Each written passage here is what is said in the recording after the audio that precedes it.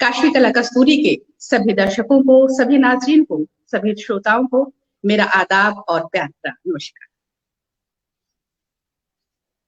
आज पौष कृष्ण की अष्टमी तिथि को एक ऐसे बच्चे ने जन्म लिया जिसने अपनी सारी जिंदगी शिक्षा को समर्पित कर दी और काशी को एक ऐसा विराट शिक्षा का मंदिर दिया जिसमें पढ़ने वाला हर बच्चा, हर छात्र, चाहे वो किसी भी धर्म और संप्रदाय का हो, अपने को मालवीय जी का ऋणी महसूस करता है। इन्होंने अपनी पूरी जिंदगी मानवता की सेवा में दी, क्योंकि शिक्षा के से बढ़कर समाज में कोई और काम हो ही नहीं सकता, क्योंकि शिक्षा ऐसी चीज है जिससे तमाम बुराइयां रोकी जा सकती। और आज चूंकि मालवीय जी का अंग्रेजी तिथि के हिसाब से तो 25 दिसंबर है और 1861 को संगम नगरी इलाहाबाद में आपका जन्म हुआ, लेकिन हम आज तिथि के अनुसार आपका जन्मदिन मना रहे हैं, जयंती मना रहे हैं और हम लोग बहुत ब्लेस्ड हैं, बहुत ही ब्लेस्ड हैं हम लोग के हम लोग खुद ही इस शिक्षा के मंदिर के फूल हैं और माली भी हैं। तो इस तरह से हम मालवीय जी को नमन करते हुए अपने प्रोग्राम की शुरुआत करते हैं। आज हमारे साथ मालवीय मूल्य अनुशीलन केंद्र बीएचयू से assistant professor doctor Usha Tripathi ji और पीआरओ जनसंपर्क अधिकारी BHU doctor Rajesh Singh ji. Sir और मैडम, आप दोनों का काशी कला कस्तूरी के इस फेसबुक मंच पर आपका स्वागत है, अभिनंदन है और खुशामदीद।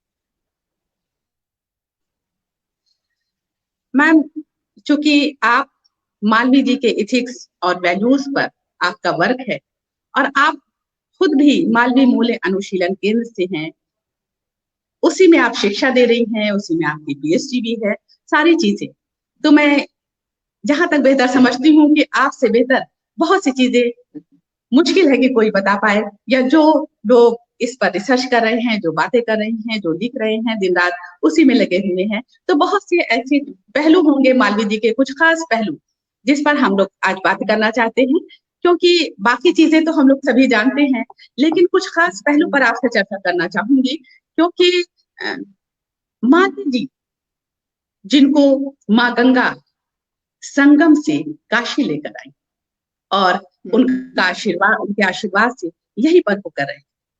तो मैम, मैं आपसे जानना चाहूंगी कि किस तरह से कोई ऐसी चीज जो मालवीय जी से जुड़ी, जो अहम चीज हो, जो हम लोग उससे पूरी तरह से आशना नहीं है। उषा मैम। पहले तो आपका बहुत बहुत धन्यवाद कि आपने हम लोगों को इनवाइट किया अपने इस प्रोग्राम में। और सबसे शुभ दिन आज, जैसे हिंदी तिथि से आपने कहा महामना की आज जन्म तिथि है, पौष कृष्ण अष्टमी का दिन है आज, है ना। और इंग्लिश डेट से 25 दिसंबर था, 1861 को वो पैदा हुए थे प्रयाग के लाल डिग्गी मोहल्ले में। और वहां से इनकी जर्नी जब शुरू होती है तो हर, आप कह लीजिए 5 वर्ष की जब उनकी अवस्था होती है, तब से लेकर 12 नवंबर 1946 तक उन्होंने कंटिन्यूअस देश के लिए ही काम किया, चाहे वो फिर शिक्षा के क्षेत्र में रहा हो, चाहे समाज के क्षेत्र में, चाहे आर्थिक क्षेत्र में रहा हो, चाहे सांस्कृतिक ही क्षेत्र में क्यों ना हो।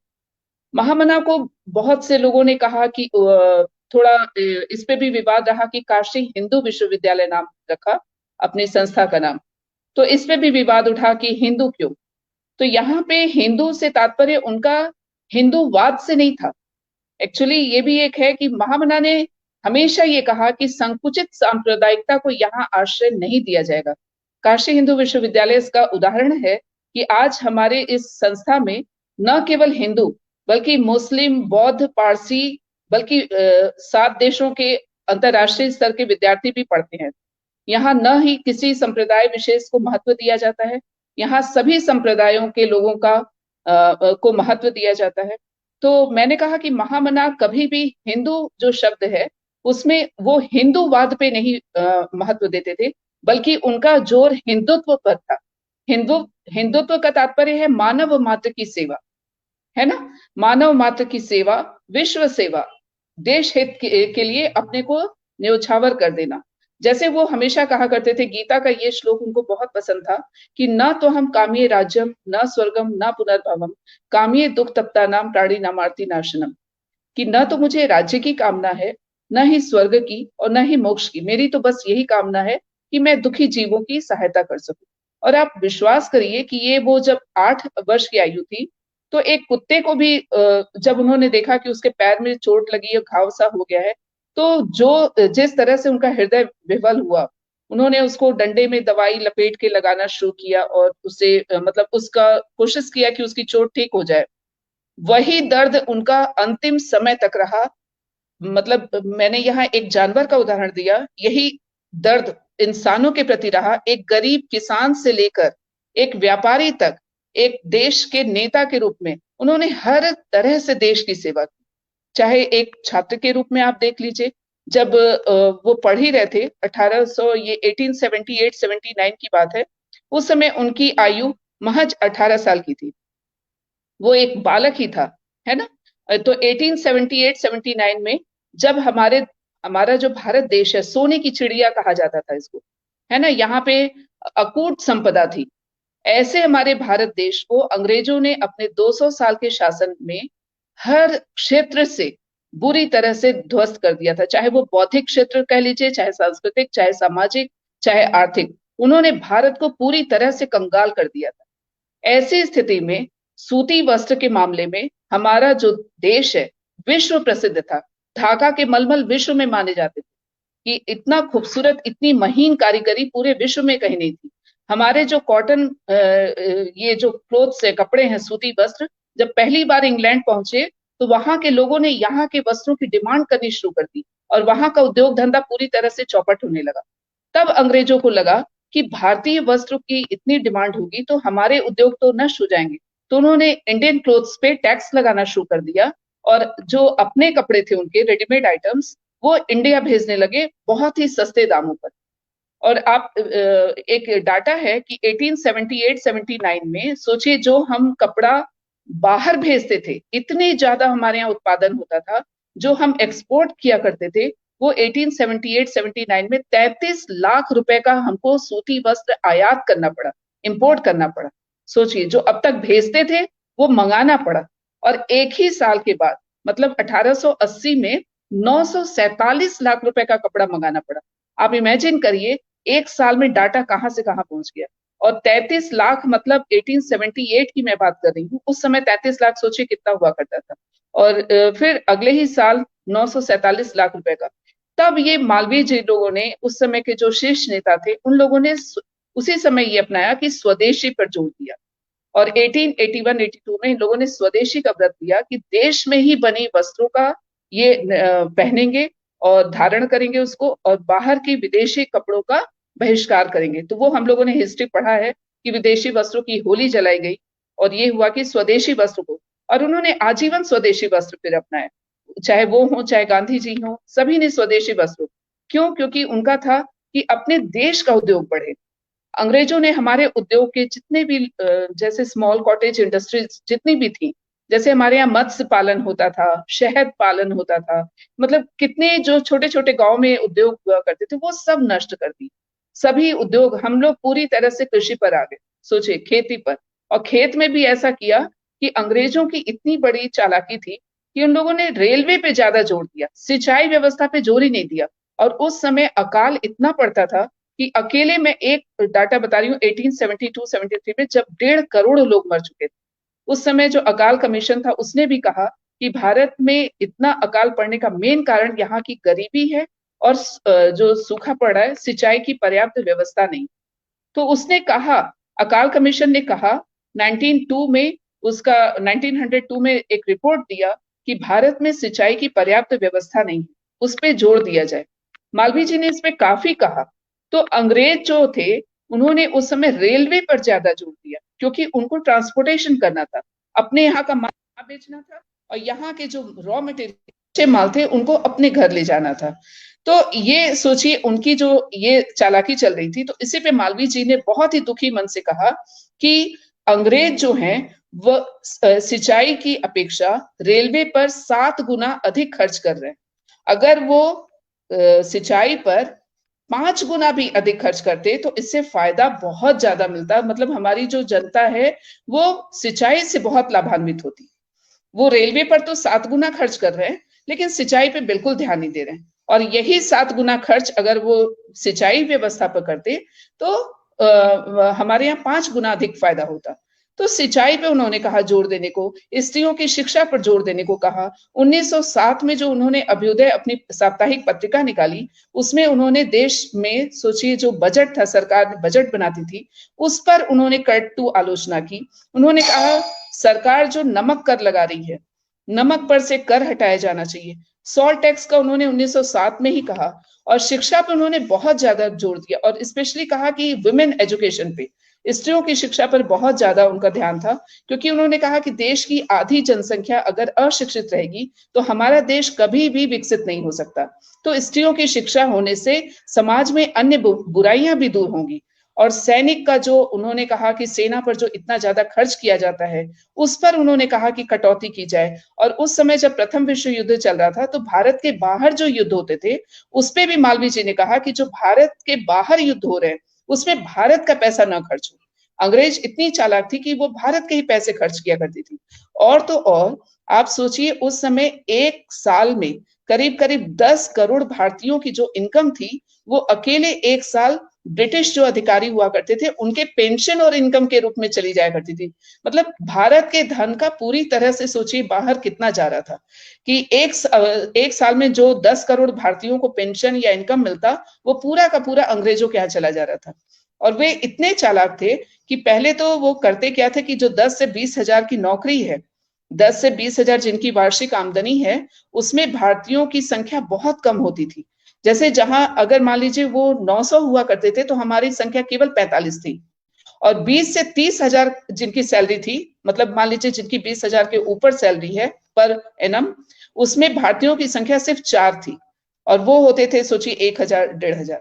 तो कहने का मतलब पहले तो उनका ये था कि जो हाईएस्ट पोजीशन है, मतलब उच्च पद है, उस पे भारतीयों को नियुक्त मत करो, क्योंकि अगर भारतीयों को नियुक्त करेंगे तो उनको पैसा इनकम देना पड़ेगा। तो उनकी जो अंग्रेजों की शासकीय नीति थी उसमें उन्होंने भारतीयों का बहुत हर तरह से दोहन किया था कि उनको पहले तो उच्च पद पे नहीं रखना है, और दूसरा उनको जो तनख्वाह भी मिलता था, आप सोचिए हमारे भारतीयों की वार्षिक जो औसत आय थी 1892 की मैं बात बता रही हूँ, उस समय केवल 27 रुपए थी औसत, मतलब वार्षिक आमदनी भारतीयों की केवल 27 रुपए।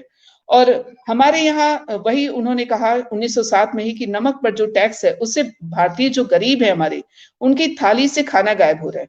यही कारण है कि जब 1919 में जब ये हुआ कि गांधी आए 1915 में, महात्मा गांधी जब भारत लौटे तो उन्होंने 1920 में कहा कि असहयोग आंदोलन चलाया जाए। तो मालवीय जी ने कहा कि इस समय हमारा देश इसके लिए तैयार नहीं है।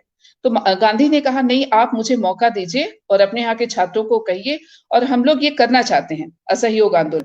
तो मालवीय जी के मना करने के बाद भी गांधी जी ने इससे असहयोग आंदोलन देश में लगाया। और 1923 में देखिए वही चौरा चौरी जो कांड हुआ तो गांधी बहुत आहत हुए।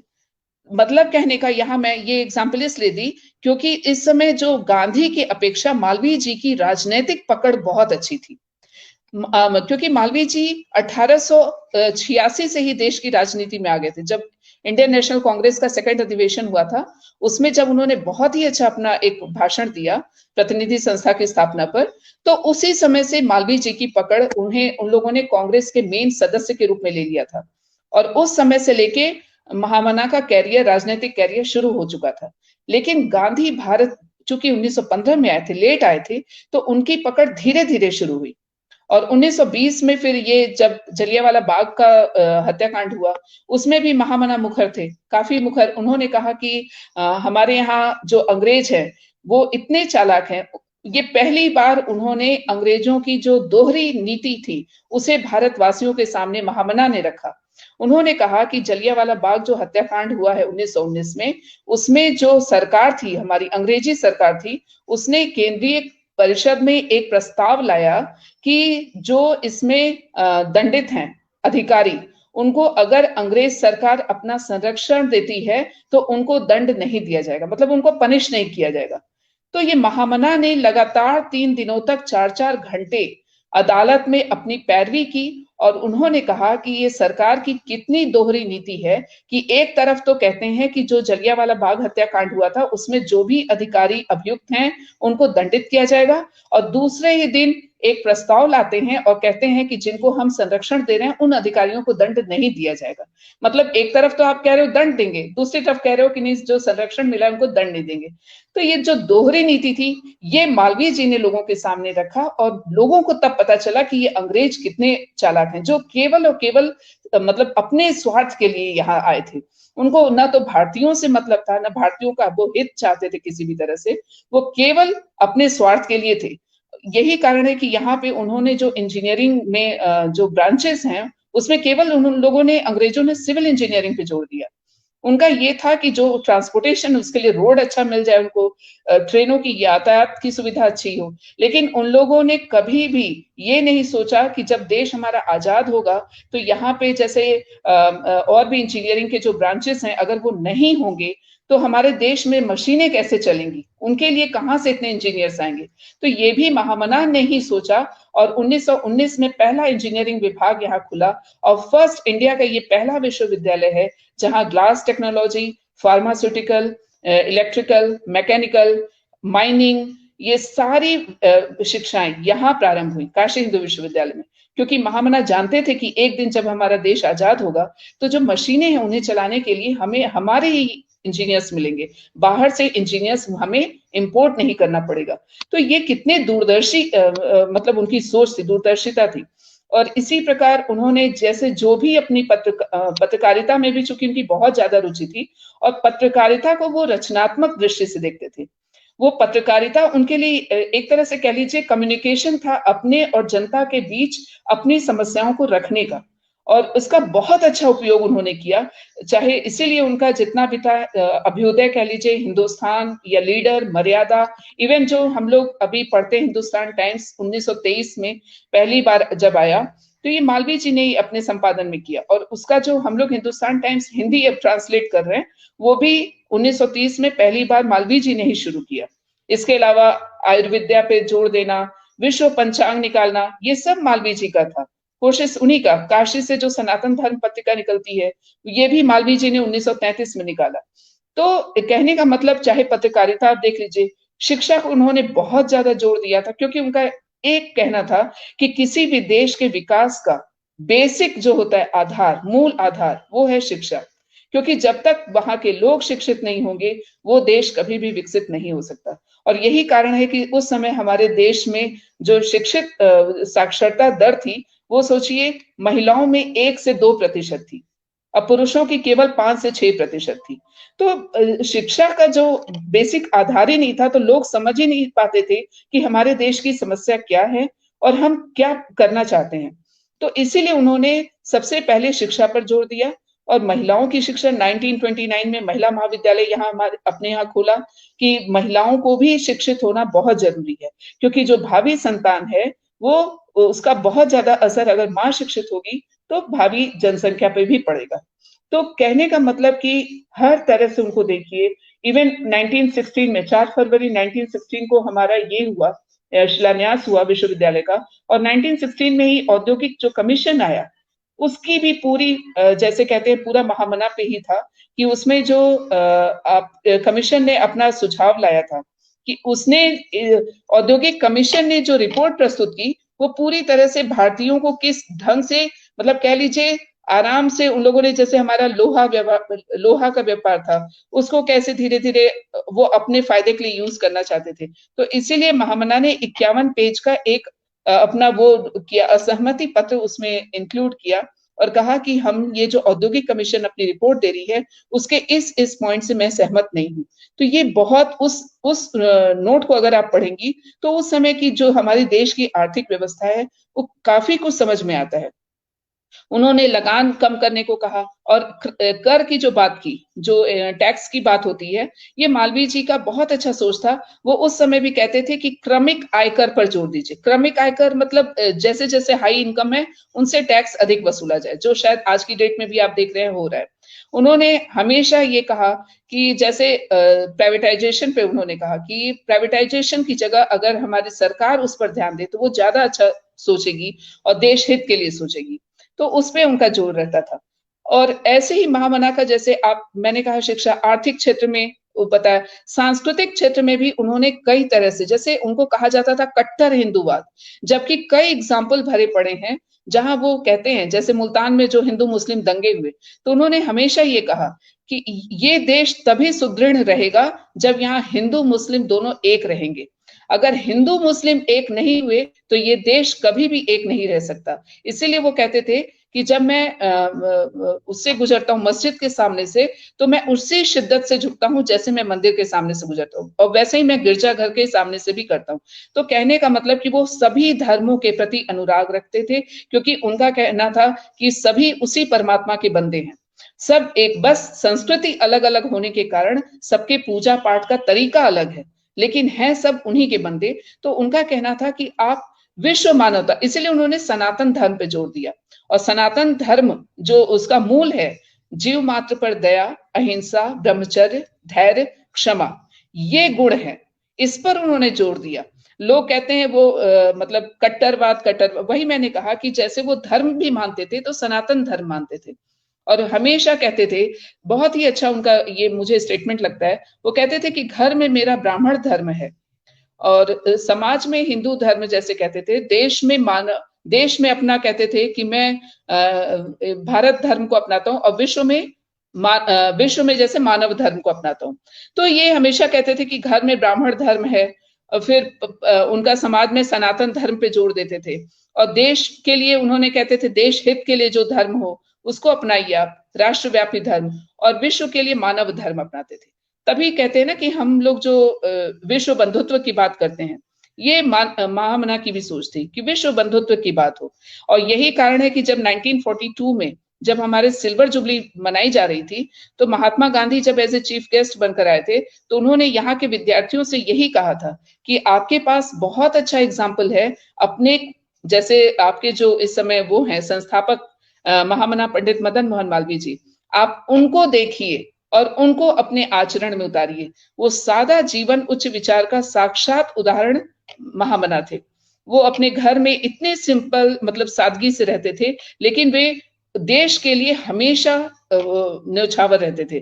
तो उन्होंने यही एग्जाम्पल दिया कि जैसे सूर्य के सामने, सूर्य बहुत, महात्मा गांधी ने एक एग्जाम्पल से इसको समझाया बच्चों को कि जैसे मान लीजिए धूप बहुत अच्छी खिली हो और आप धूप में न खड़े होके ठंड में कांपे, छाए में खड़े होके और कहें कि सूरज तो गर्मी दे ही नहीं रही है, तो इसमें सूरज का क्या दोष। उसी प्रकार आप महामना की बगिया में हैं और उनसे उनके गुण न सीखकर आप कहें कि अरे हर तरफ तो चोरी है, बेईमानी है, तो उससे नहीं आप सीख सकते ना, इसमें महामना का दोष नहीं है। महामना ने संस्था बनाई, उनका संस्था बनाने के पीछे मेन उद्देश्य यही था कि वो यहाँ पे लोक सेवी नागरिक नहीं बनाना चाहते थे, जो जैसे इलाहाबाद विश्वविद्यालय का था कि वहां पे ज्यादा करके सिविल एग्जाम्स पे जोर दिया जाता था, लेकिन उन्होंने काशी हिंदू विश्वविद्यालय में कहा कि यहाँ मैं लोक सेवक न बना के एक उच्च चरित्र के बच्चों को तैयार करना चाहता हूँ, ऐसे स्टूडेंट्स। जैसे वो एक एग्जाम्पल देते थे कि ऑक्सफोर्ड के बच्चे जब निकलते हैं, वहां के स्टूडेंट्स, तो वो एक सिंबल, मतलब एक सिंबॉलिक होता है कि ऑक्सफोर्ड से आए हैं, कैम्ब्रिज के स्टूडेंट्स ऐसे होते हैं। तो वो चाहते थे कि काशी हिंदू विश्वविद्यालय से निकला हुआ छात्र भारतीय संस्कृति से पूरी तरह से ओतप्रोत और उच्च चरित्र का व्यक्ति निकले, जो पूरी तरह से देश हित के बारे में सोचे। वो हमेशा कहते थे बच्चों को कि आप हमेशा सत्य का सामना करिए, सत्येन ब्रह्मचर्येण व्यायामेनाथ विद्यया देशभक्ति आत्मत्यागेन सम्मानार्ह सदाभाव। मतलब उनका कहने का सत्य से, ब्रह्मचर्य से, देश हित के लिए आत्मत्याग के द्वारा आप अगर आत्मत्याग करोगे तो हमेशा सम्मान के पात्र कहलाओगे। आत्मत्याग का मतलब ये था कि आप अपने बारे में न सोच के देश के लिए सोचो, देश हित के लिए जितना आप कर सकते हो वो करो। तो महामना का कुछ इतने अच्छे अच्छे एग्जाम्पल्स भरे पड़े हैं, अगर हम उन पे फॉलो करें तो वाकई बहुत कुछ वो पा सकते हैं। तो और बताएं जैसा। हाँ मैम, आपने वाकई में राजेश सर भी सुन रहे होंगे, और देखिए हम लोग तो बिल्कुल खो गए, और जिस अरे अंदाज से आपने बयान किया तो वाकई में वहां से बाड़ी निकली और यहाँ पे जाकर असर किया है। और महामना का थैंक व्यक्तित्व, महामना का व्यक्तित्व कोई मामूली व्यक्तित्व नहीं था। जैसा कि आपने कहा कि जब गांधी जी ने आह्वान किया पूरे देश का, और खास तौर से जब इसको आप वो कर दीजिए, इसको म्यूट कर दीजिए, राजेश सर आप म्यूट कर दीजिएगा आप। हाँ जी।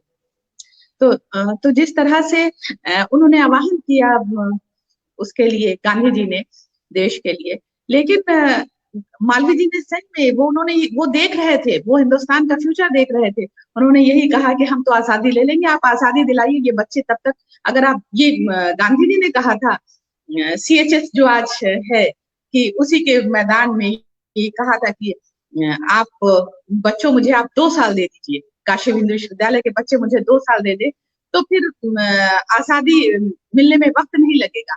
लेकिन तभी मालवीय जी खड़े होते हैं और बच्चों से मुखातिब होकर गांधी जी से कहते हैं कि नहीं, अगर ये बच्चे अपना 2 साल दे देंगे तो ये बच्चे बिगड़ चुके होंगे, ये बच्चे पढ़ाई छोड़ चुके होंगे, और देश को इन बच्चों की जरूरत है, देश को एक अच्छे हाँ मुस्तकबिल उन्होंने की कहा जरूरत था है, कि जिंदगी हाँ, बच्चे दे हाँ पाएंगे उन्होंने जी। कहा था कि देश आजादी के लिए इंतजार कर सकता है, लेकिन शिक्षा के लिए वेट नहीं किया जा सकता, क्योंकि वो एक प्रॉपर एज में ही मिलती है एजुकेशन। तो ये बात उन्होंने गांधी जी से कहा। गांधी जी ने कहा कि नहीं, देश के लिए, देश की आजादी के लिए स्टूडेंट्स को आह्वान किया कि तुम देश की स्वतंत्रता के लिए कूद पड़ो। तो महामना ने कहा कि नहीं, देश स्वतंत्रता की, आजादी की लड़ाई के लिए इंतजार कर सकता है, लेकिन शिक्षा के लिए वेट नहीं कर सकता। तो पहले तुम शिक्षित बनो, फिर देश की आजादी के लिए लड़ो। तो मेन कहने का कि वो शिक्षा पे बहुत जोर देते थे, उनका वो था। और उन्हें मालूम था कि ये यही बच्चे, तो उन्होंने यही तो कहा कि आप आजादी दिलाइए, ये बच्चे देश का नेतृत्व करेंगे, यही बच्चे देश का निर्माण करेंगे। और आप इस तरह से, तो वहीं से शायद जब ये कहा जाता है कि मालवीय जी और गांधी जी में बहुत ज्यादा आत्मीयता थी, एक दूसरे का बहुत सम्मान करते थे, लेकिन वहीं से थोड़ा मनमुटाव भी हुआ था, वहीं से हुआ था। और काशी ये विद्यापीठ की स्थापना भी वही एक कारण बना था। तो इस तरह की सब सारी चीजें हैं, क्योंकि बहुत दूरदर्शी इंसान थे। और आपने सही कहा कि एक कट्टरता का जो लगा हुआ है, कट्टर हिंदू में नहीं थे वो, कट्टर इंसानियत में थे। कट्टरता थी तो उनमें मनुष्यता की थी, कट्टरता थी मानवता को फैलाने की कट्टरता थी, और शिक्षा को गली गली तक पहुंचाने की कट्टरता थी। और जिस वक्त मैम ये विमेंस कॉलेज खोला गया, तो कितने लोगों ने अपोज किया था, बनारस के ही हर संप्रदाय के लोगों ने अपोज किया, लेकिन उनके में कट्टरता थी, तो वहां पे कट्टरता थी कि नहीं, हम सभी लड़कियों को शिक्षित करना चाहेंगे, इसीलिए पहले ग्रेजुएशन कही कि एटलीस्ट हम ग्रेजुएशन तक की तो शिक्षा देंगे ही देंगे। तो इस तरह से एक दृढ़ता थी कि नहीं, मुझे ये इस तरह से करना है। राजेश सर भी यहाँ बैठे हुए हैं। राजेश सर, मैं एक चीज आपसे पूछना भी चाहूंगी और आपसे सुनना भी चाहूंगी कि जब हम यूनिवर्सिटी में आते हैं, क्योंकि ये तो बहुत प्रकृति प्रेमी थे, कहते हैं मालवीय भवन में तो इतने इतने ऐसे ऐसे तरह के अमरूद के भी पेड़ थे कि जो जो वैरायटी अब उस वक्त भी जल्दी मिलती नहीं थी लोगों को कहीं देखने को। तो और जब हम लंका से जब अंदर आते हैं तो कई डिग्री कम हो जाता है टेम्परेचर BHU का, लेकिन आज जितने पेड़ कट रहे हैं, क्या उतने लग रहे हैं सर? बहुत सी चीजें हैं। सर्वप्रथम मैं काशी कला केंद्र के जो श्रोतागण हैं, उन लोगों को मैं महामना पंडित मदन मोहन मालवीय जी की जयंती पे बधाई देता हूँ। आपने ये आयोजन किया, ये कार्यक्रम, और इसके लिए आपको बहुत बहुत साधुवाद। मैडम है, मालवीय जी के ऊपर प्रामाणिक विद्वान है। मैं सबसे बोलता हूँ कि मालवीय जी के ऊपर प्रामाणिक विद्वान अगर BHU में कोई है तो वही हो सकता है, ऊपर शोध किया। और जो भी मेरे मुझसे इलेक्ट्रॉनिक मीडिया के लोग आते हैं, मैंने कहा मैं भी किताब पढ़ के बहुत बोल सकता हूँ, कोई भी बोल सकता है, लेकिन प्रामाणिक विद्वान मैडम है। और सबने मैडम, आप तो रूप से आपने महसूस किया है जितना आप मालवीय जी के बारे में बोल रही। आज मैं ये बताना चाहूंगा कि महामना की जयंती पूरे विश्व में जहां भी बच्चे हैं वो लोग मना रहे हैं। कोविड का दौर है, सबको ये पता है कि कम भीड़ भाड़ में जाना है, और केवल हमारे यहाँ फाइनल ईयर के स्टूडेंटों को पढ़ने की अनुमति है, यूजी, पीजी और पीएचडी। उसके बावजूद भी लोग, पुरातन छात्र और वर्तमान छात्र, अपने घर से आए हैं। 4 दिन से 25 से लेकर 27 तक बीएचयू में लाखों लोगों की भीड़ है परिसर में। और इस काशी हिंदू महामना मालवी द्वारा स्थापित ये जो पौधा कितना बड़ा हो चुका है कि इस विश्वविद्यालय में 6 संस्थान, 134 डिपार्टमेंट और 16 फैकल्टी है। 1800 बेड का हॉस्पिटल है, 334 बेड का ट्रॉमा सेंटर है। हमारा मुख्य परिसर 1340 एकड़ का है और दक्षिणी परिसर 2760 एकड़ का है। पर जहां भी जो लोग हैं, मुझे सूचना आ रही है, मैं कम्युनिकेशन का आदमी हूँ, मीडिया का, सब जगह उतनी उत्साह से यहाँ के पुरातन छात्र महामना की जयंती उतने ही जोर शोर से मना रहे हैं जैसे होली दीपावली साथ आ गई हो। होली दीपावली, ईद और क्रिसमस साथ हो, इस तरह का समावेश है। इतने गंगा जमुनी तहजीब के साथ यहाँ पे हैं। मैं सवेरे से आज जो है 9 बजे से श्री विश्वनाथ मंदिर में रुद्राभिषेक माननीय कुलपति जी के साथ किया। मालवी भवन में श्रीमद् भागवत का पारायण हुआ, किया। उसके बाद पुष्प प्रदर्शनी का वितरण हुआ। लगातार नियमित। अब ये कार्यक्रम यही नहीं, पूरे मालवी दीपावली हुई थी 25 को, पूरे देश में या नहीं पूरे विश्व में जहां जहां भी लोग हैं, सब लोग उतने ही हर्षोल्लास से मना रहे हैं। मैं, जहां तक आपने कहा कि अंदर घुसते हैं तो किस तरह की अनुभूति होती है, यहाँ पे विदेशों में रहने वाले जो बच्चे मालवी जी के मानस पुत्र हैं, कहते हैं कि हमको कि दरअसल बीएचयू में एक रात रहने को मिल जाए। मुझे 5 स्टार होटल और होटल में नहीं रहना, मुझे मालवी जी के इस बगिया में रहना है। वहां चारपाई है कि नहीं, गद्दा फटा है कि नहीं, अच्छा है कि नहीं, खराब, इससे उनको नहीं मतलब है।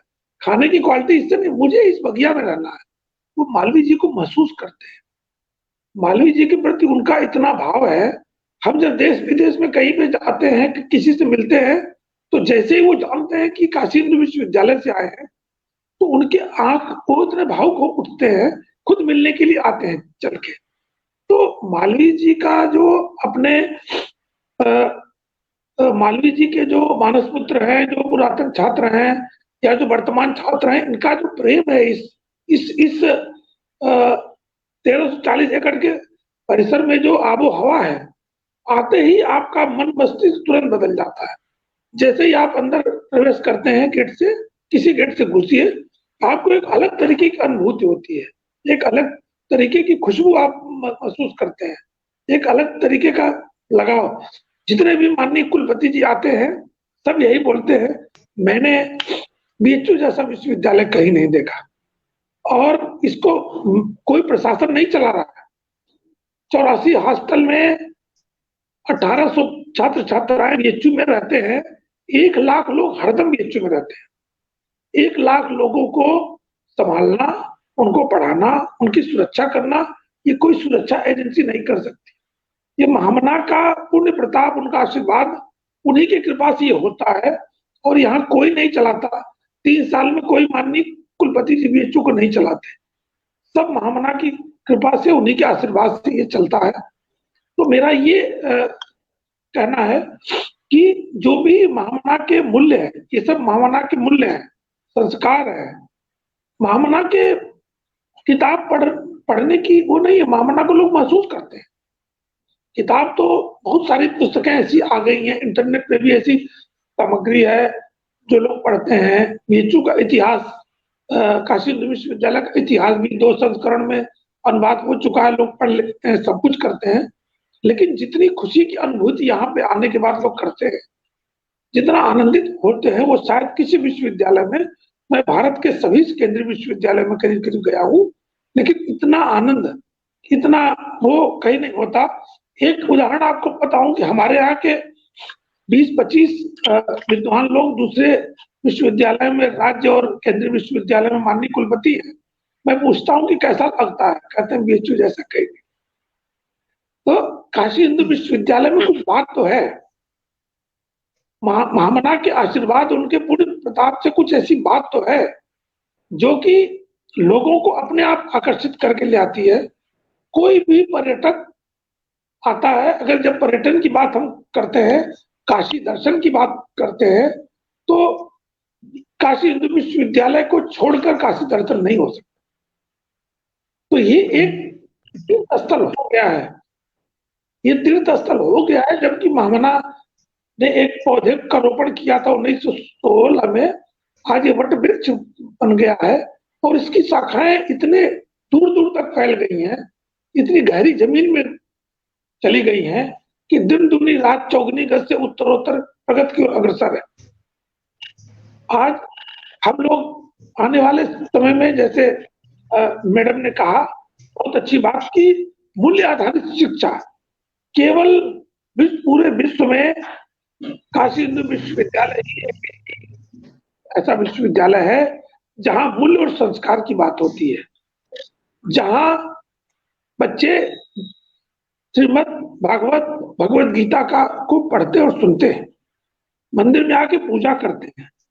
और संस्कार और इसकी बात करें तो कई हमारे मित्र पत्रकार हैं जो कहे कि हम अपने बच्चों को दिल्ली और देश के माने जाने विश्वविद्यालय से हटवा के बीएचयू में पढ़ाना चाहते हैं। हम चाहते हैं किसी तरह एडमिशन हो जाए।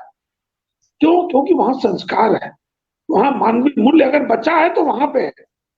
तो ये जो हम ये किसी व्यक्ति विशेष का नहीं है, जो मालवीय जी का पुण्य प्रताप है, उनका जो आशीर्वाद है, जो उनके द्वारा दिखाया गया एक मार्ग है, और उसी को आज हम लोग ले चल रहे हैं अपने मेहनत से कि वो पुष्पित पल्लवित हो, खूब बच्चे संस्कारवान हो, धैर्यवान हो और खूब आगे बढ़े। और सब उत्तरोत्तर आज विश्व में एशिया का मैं कहता हूँ सबसे बड़ा आवासीय विश्वविद्यालय है। ये जो रैंकिंग होती है ये तो छोड़ दीजिए, ये तो एक दूसरी बात है, इनके क्या पैरामीटर है उसमें हमको जानने की जरूरत नहीं है। लेकिन अगर बीएचयू जैसा कोई विश्वविद्यालय है ही नहीं है तो इस रैंकिंग का मुझे लगता नहीं कि कोई सार्थकता होती है। बीएचयू में कौन सा विश्वविद्यालय है जहां गीता का प्रवचन होता है? कौन सा विश्वविद्यालय है जहां पे स्थापना दिवस में इतना बड़ा उत्सव होता है, श्री कृष्ण जन्माष्टमी मनाई जाती है? कौन से विश्वविद्यालय है जहां पे कि रमजान में रोजा इफ्तार होती है? ये यही विश्वविद्यालय है जहां सब लोग एक साथ बैठकर एक तरह की वो करके और अपने अपने धर्मों के प्रति, अपने अपने मूल्यों के प्रति, अपने अपने इष्ट देवताओं के प्रति लोग समर्पित होते हैं और बहुत अच्छे से एक साथ बैठ के। बाकी कभी विश्वविद्यालय में किसी भी प्रकार का आप देखें कि एक दूसरे में कभी दुराव नहीं होता, इतना प्यार से लोग रहते हैं, इतने एक दूसरे को सहयोगी भाव से रहते हैं। और जबकि विदेश के बच्चे हैं, विभिन्न धर्मों के बच्चे हैं, पूरे विश्व के, पूरे देश के हर राज्य के बच्चे हैं, लेकिन कभी भी सबको जब किसी को सहयोग की जरूरत होती है सारे बच्चे उठ खड़े होते हैं एक साथ में। 25 से लेकर आज 27 तारीख है, मैं बता रहा हूँ कि इतनी भीड़ सामान्य समय में नहीं हुई। सामान्य समय जो ये तो कोविड का टाइम है, सभी लोग सोशल डिस्टेंसिंग, कोविड प्रोटोकॉल का पालन कर रहे हैं, उसके बावजूद भी कोई वो नहीं, सब लोग इतने महामना के प्रति समर्पित और आह्लादित है उनके विचारों से कि वो लोग अपने घर से इसको मनाने के लिए आए हैं। सब लोग यहाँ पे 3 दिन से उत्सव का वातावरण है और मुझे लगता है कि दिन प्रतिदिन आने वाले समय में और ये दिन दूनी रात चौगनी गति से बढ़ेगा और महामना की कृपा हम सभी पे बरसती रहेगी। यही मेरा सभी से कहना है। एक सर ने जो कहा, मैं महामना का एक एग्जाम्पल देना चाहूंगी। सर ने बहुत अच्छी बात कही अभी महामना का, कि वो विद्यार्थियों को कैसे देखते थे। तो एक मुझे याद आ रहा है एक उनका, तो मैं बताना चाहूंगी 1942 का जो पीरियड है ना, जैसे 10 जनवरी 1942 को काशी हिंदू विश्वविद्यालय की रजत जयंती मनाई गई, ठीक, उसमें आए थे महात्मा गांधी ऐसे चीफ गेस्ट, तो मैंने उसका बताया एक कि क्या उन्होंने कहा। दूसरा एक बहुत अच्छा उसी 1942 में हुआ कि 8 अगस्त 1942 को भारत छोड़ो आंदोलन हुआ था, है ना। तो उसी दिन 8 अगस्त को जब अनाउंसमेंट कांग्रेस करती है कि भारत छोड़ो आंदोलन का सूत्रपात करती है, और 9 अगस्त को गांधी जी जेल में भेज दिए जाते हैं। और 9 अगस्त की रात को, अब देखिए काशी हिंदू विश्वविद्यालय कैसे आंदोलन में सक्रिय भूमिका निभाता था। 9 अगस्त की रात ही यहाँ काशी हिंदू विश्वविद्यालय से प्रोफेसर U.K. असरानी थे, उनको गिरफ्तार कर लिया जाता है।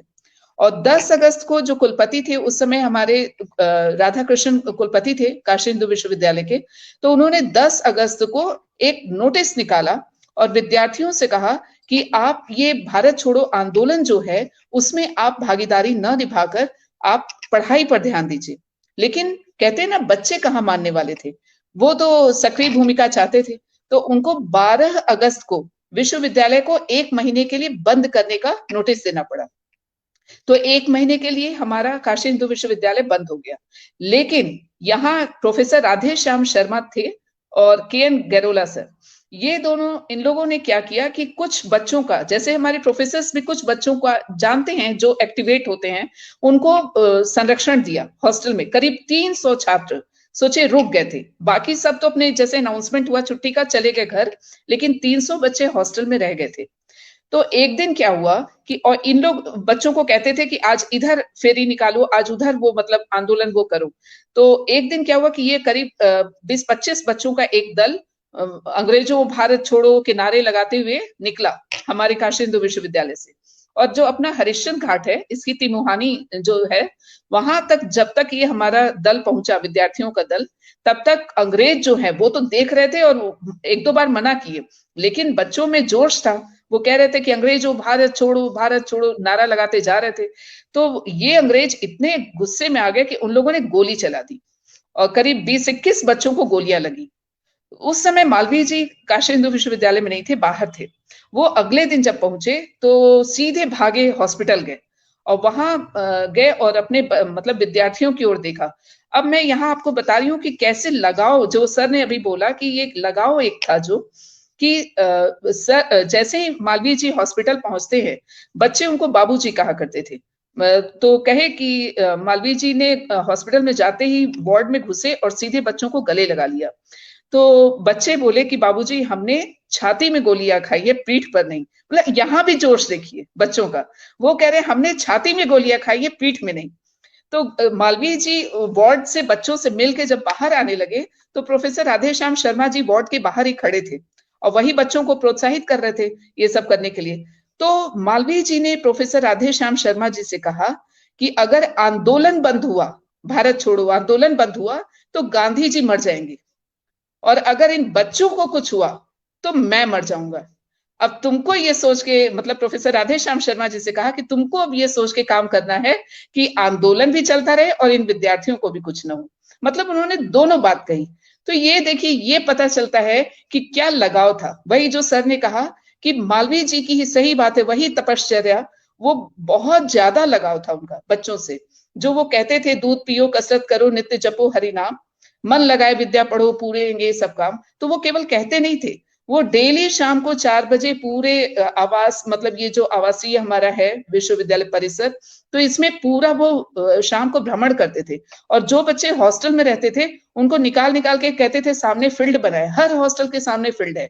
कहते थे नहीं, शाम के समय तुम कुछ भी खेलो, लेकिन खेलो। तो ये मतलब कहने का कि वो हर तरह से बच्चों का चाहते थे कि फिजिकल भी उनका डेवलपमेंट हो, मेंटली डेवलपमेंट भी हो, स्पिरिचुअल लेवल पे भी चाहते थे डेवलपमेंट। और सोचिए 1942 में ही उनके सबसे ज्येष्ठ पुत्र रमाकांत मालवीय जी की भी डेथ होती है। मतलब 1 साल के भीतर, पहले उनकी पत्नी गई 41 में कुंदन देवी जी, उसके बाद 1 साल के भीतर 42 में ही उनका सबसे बड़ा बेटा मालवीय जी अपने बड़े पुत्र रमाकांत मालवीय को बहुत ज्यादा मानते थे, बहुत ज्यादा। और यही शिव प्रसाद गुप्त का जो बगीचा है वहीं पे वो थे, 10-11 दिन से फीवर आ रहा था उनके बड़े बेटे को। तो लोगों ने मालवीय जी से कहा कि आप जाके एक बार देख आइए उनको, अपने पुत्र को। तो मालवीय जी जाते हैं और रमाकांत मालवीय को, अपने पुत्र को बड़े ध्यान से देखा और वो देखे कि वो बुखार में एकदम दर्द से तड़प रहे हैं, बहुत ज्यादा बुखार था। तो उन्होंने बस उनके सिर पे हाथ फेरा अपने पुत्र के और बोला, रमा अब तुम जाओ। और ये कहने के बाद मालवीय जी मुड़ के भी नहीं देखे अपने बेटे को, सीधे वहां से मालवीय भवन आए। और मालवीय भवन पहुंचे भी नहीं थे कि उनके पुत्र के निधन की समाचार आ गया। और मालवीय भवन के पास सारे प्रोफेसर, सब टीचर्स जो भी थे, सब आके इकट्ठा होने लगे, मतलब एक संवेदना के लिए, शोक संवेदना के लिए मालवीय जी के लिए। और मालवीय जी करीब आधे घंटे बाद मालवीय भवन कक्ष से बाहर आए, और सोचिए बाहर आके उन्होंने अपने पुत्र का एक बार भी जिक्र नहीं किया। उन्होंने सिर्फ ये कहा, बाहर आते ही उन्होंने कहा कि आगा खां पैलेस में महात्मा गांधी 7 दिन से उपवास रखे हैं, जरा उनकी तबीयत पूछिए तो कैसे हैं। मतलब लोगों को इतना आश्चर्य हुआ कि अभी इनका पुत्र मरा और इनको चिंता है महात्मा गांधी की। तो कहने का मतलब वही जो अभी बहुत अच्छा सर ने भी वही कहा कि वो महामना कुछ महामना ही थे।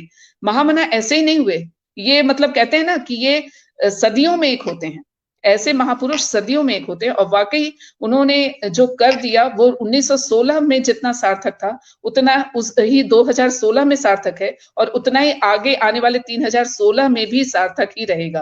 काशी हिंदू विश्वविद्यालय हमेशा ऐसे ही सभी के लिए सार्थक बना रहेगा, ऐसी हम लोग सभी की कामना है। जैसे महामना ने इसको बनाया है, हम लोग सभी उम्मीद करते हैं ये दिन प्रतिदिन उन्नति के शिखर पर बढ़ता चला जाए। धन्यवाद। बिल्कुल यही कहा कि अपने बच्चों के, बिल्कुल राजेश सर उसको आप माइक म्यूट कर दीजिएगा, माइक म्यूट कर दीजिएगा सर, सर माइक म्यूट कर दीजिए। हाँ सही मैम, आपने कहा कि अपने बच्चों के लिए जो लगाओ, और वाकई में काशी हिंदू विश्वविद्यालय के गेट से ही जैसे ही हम अंदर जाते हैं एक वाइब्रेशन महसूस होता है। और जो एक दूरदर्शिता थी, जो एक सोच थी, जो समझ थी, जो एक समर्पण था मालवीय जी का, उसी को देखकर गांधी जी ने भी कहा था कि मेरे लिए काशी हिंदू विश्वविद्यालय तीर्थ है, क्योंकि मैं जब भी जाता हूँ उसको तीर्थ समझता हूँ कि वो तीर्थ है। तो जिस चीज को अगर तीर्थ कहा जाए तो यकीनन उस तीर्थ को इस शक्ल में लाने वाला भी व्यक्ति बहुत ही महान होगा। और वाकई में ऐसे लोग सदियों में कहीं पैदा होते हैं, आसान नहीं है कि सदियों में इस तरह के एक ऐसी शख्सियत आती है। तो इस तरह के, और जैसा कि अभी आप एक चीज बोल रहे थे, सर ने भी, राजेश सर ने भी उसकी पूरी चीजें भी बता दी है कि कितने कितने एकड़ में हमारी ये सब चीजें हैं कि एट अ ग्लांस खट से कोई भी खोले तो समझ में आ जाए कि अच्छा ये सब सारी चीजें, उसके सारे फीचर्स। और जैसा कि इन्होंने बताया कि पूरे हिंदुस्तान के फर्स्ट यूनिवर्सिटीज में आप गए हैं और सभी ने यही कहा कि काशी हिंदू विश्वविद्यालय का तो जवाब नहीं।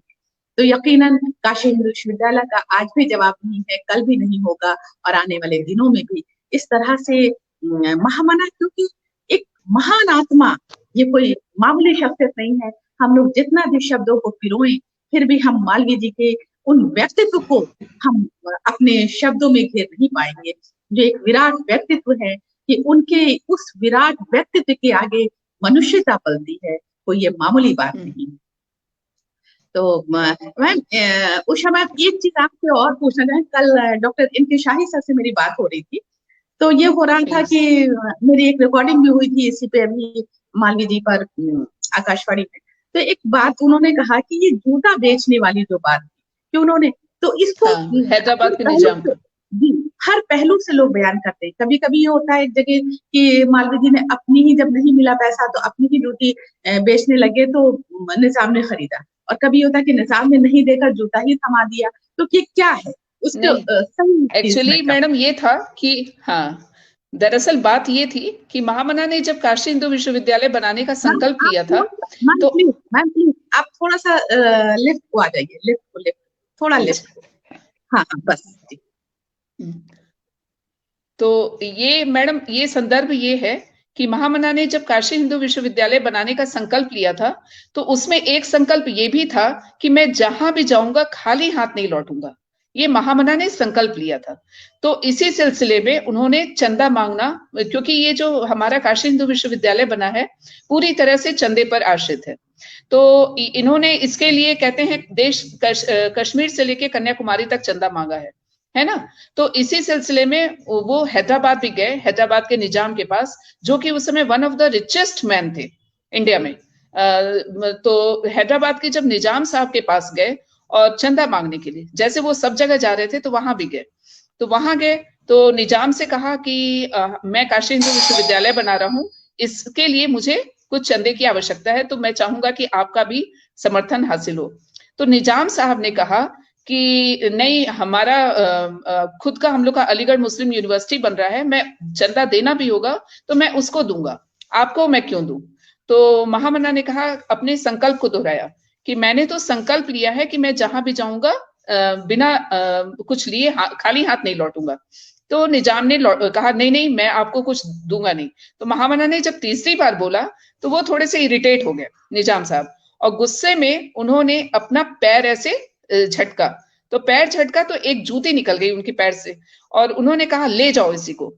तो महामना ने बड़े ही जैसे कहते हैं ना, आदर के साथ उनकी जूती को शिरोधार्य किया और बोला कि बहुत बहुत धन्यवाद, क्योंकि मेरा आज संकल्प पूरा हुआ, मैं खाली हाथ नहीं जाना चाहता था।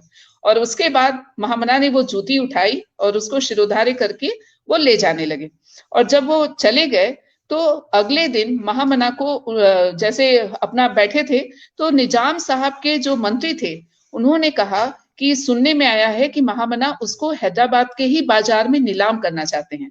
और निजाम साहब, वो कितनी बदनामी की बात होगी कि लोग ये अगर सुने कि विश्वविद्यालय के लिए आप जूती दान किए हैं और उसके दान, उसके नीलाम स्वरूप जो राशि आएगी, नीलामी करने पर जो राशि आएगी वो काशी हिंदू विश्वविद्यालय में जाएगा, तब ये आपके लिए बड़ी बदनामी की बात है।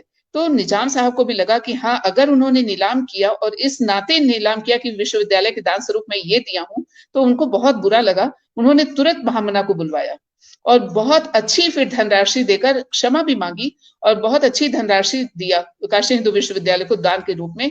और हैदराबाद, हमारे यहाँ जो कॉलोनी है, वो हैदराबाद के निजाम के दान के रूप में जो राशि मिली थी, इसीलिए उसका नाम हैदराबाद कॉलोनी भी रखा गया है, उसी दान राशि से बनी है। तो महामना ने एक बहुत अच्छा काम किया, जो जो धनराशि हमें जहां से मिलती थी उनके नामकरण उन्हीं के नाम पे रखे जाते थे। जैसे बिरला हॉस्टल बिरला जी के दान से जो मिला था, तो बिरला हॉस्टल नाम रखा गया। तो कहने का मतलब ये बहुत ही अच्छा एक एग्जाम्पल हम लोग को मिला कि इसमें कोई ऐसा नहीं था कि मुस्लिम है तो वो नहीं दान दिए, ऐसा नहीं था, सबसे सहयोग मिला, सहयोग राशि सभी से मिली थी। तो ये एक उदाहरण आता है इसमें। निजाम मीर उस्मान अली ने सबसे ज्यादा दान दिया था, और ये कहा जाता है कि जितना उन्होंने एएमयू के लिए दिया था, अलीगढ़ मुस्लिम यूनिवर्सिटी के लिए, उतना ही दान उन्होंने बनास को दिया। हाँ। तो इस तरह की चीजों की वाकई में जब हम संकल्प लेते हैं, तो जैसे कट्टरता की जो बात आती है, अगर मैं ये कहूँ कि यही कट्टरता थी कि नहीं हम लेकर छोड़ेंगे किसी से भी, वो कोई भी मजहब का हो, कोई भी ये हो, क्योंकि एक्चुअली ये होता था कि जैसे कि उस वक्त बहुत लोगों ने इस पे भी एतराज किया कि वो जैसे कुर्रतुल ऐन हैदर, ये नॉवेलिस्ट हैं, तो और इन्होंने ये कहा कि इनको अवार्ड के लिए बुलाया जा रहा था, बनारस हिंदू यूनिवर्सिटी में भी बुलाया गया और एएमयू में भी बुलाया गया, तो उन्होंने एएमयू में भी लेने से इनकार कर दिया कि अलीगढ़ मुस्लिम यूनिवर्सिटी क्यों है और काशी हिंदू विश्वविद्यालय क्यों है, इसलिए भी उन्होंने वो लेने से इनकार कर दिया था। लेकिन ठीक है, अपना अपना एक मत होता है, एक मत होता है, एक तरीका होता है। जैसे आपने कहा कि हमें हिंदू से नहीं मतलब था, हिंदुत्व से मतलब था, इंसानियत से मतलब था, मनुष्यता से मतलब था, मानवता से मतलब था। तो उसी मैडम उनको एक्चुअली, हाँ, ये मैं कह रही थी कि उनको मुस्लिम भी बहुत जैसे जिन्ना है वो भी बहुत मानते थे। आपने अकबर इलाहाबादी का भी सुना कि उन्होंने कहा कि 1000 शेख ने दाढ़ी बढ़ाई सन की सी, मगर वो बात कहा मालवी मदन की सी। तो ऐसा नहीं है, उन्हें मुस्लिम नेताओं का बहुत समर्थन था मालवीय जी को। तो इसीलिए मतलब जैसे कहते हैं ना कि हिंदू मुस्लिम ऐसा कहीं सभी उनका इवन अंग्रेज भी उनको बहुत मानते थे मालवीय जी को, तभी तो देखिए इतना बड़ा बन पाया जी। आर्ट्स फैकल्टी में जब उर्दू डिपार्टमेंट जब बना है, तो उसमें जो है, क्योंकि वो टीचर्स को ढूंढ कर वो हिंदुस्तान के कोने कोने से वो लेकर आते थे, जहां भी हीरा मिलता था उसको किसी भी कीमत पर वो लाना चाहते थे, कभी कभी कोई लोग नहीं भी आना चाहते थे कि अब कहाँ वहां जाएंगे, तो मालवीय जी के इसरार पे वो कहते थे ठीक है भाई, हमारी फीस तो बहुत ज्यादा होगी, क्या आप इतना हमको दे पाएंगे हमारे? तो मालवीय जी कहते नहीं, मैं तो दूंगा, आप चलिए। तो इस तरह की चीजें होती थी। और उर्दू डिपार्टमेंट के सबसे पहले हेड ऑफ डिपार्टमेंट थे मौलवी महेश प्रसाद। तो वहां पे वो आए और इस तरह से वो डिपार्टमेंट बना, अरबिक किया, पर्शियन किया, और इस तरह से। और वहां पे जिन लोगों को अपॉइंट किया तो वाकई में वो हीरा थे। तो इस तरह से हर एस्पेक्ट पे मालवीय जी की नजर थी, चाहे वो प्रकृति हो, चाहे वो बच्चे हो, चाहे डिपार्टमेंट हो, चाहे टीचर्स हो, चाहे पूरा यूनिवर्सिटी का पूरा एटमॉस्फेयर हो, बच्चों को हमें कैसी शिक्षा देना है। क्योंकि उनको ये जानते थे कि यही बच्चे कल को हिंदुस्तान का भविष्य होंगे, और अगर ये भविष्य बिगड़ गया तो हिंदुस्तान का भविष्य बिगड़ जाएगा। इसलिए इसको मालवीय जी इस अपने बगिया के फूल को खूब संवारना चाहते थे, सजाना चाहते थे, कि ताकि हिंदुस्तान का भविष्य भी संवरे और सजे और खूब आगे बढ़े। तो हम लोग चाहेंगे कि हमारा बीएचयू बनारस हिंदू यूनिवर्सिटी, कि जिसके गेट को ही देखकर मन प्रफुल्लित हो जाता है, खुश हो जाता है, जैसे और अंदर घुसते हैं तो एक आनंद का एहसास होता है।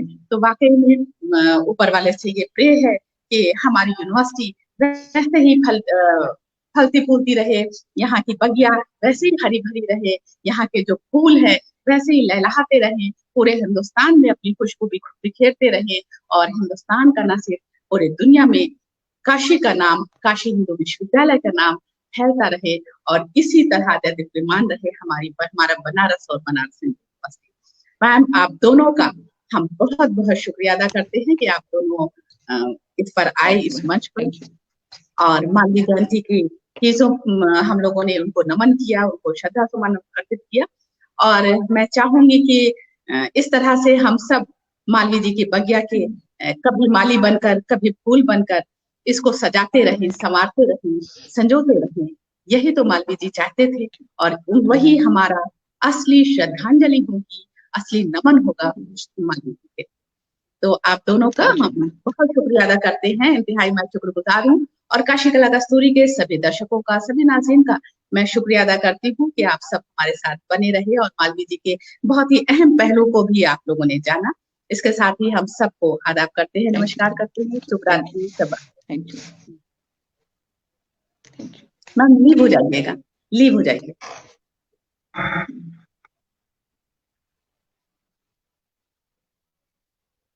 सर आप भी लीव हो जाइए सर।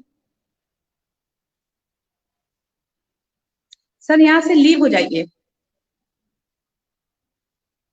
सर, लीव बटन होगा, लीव हो जाइए।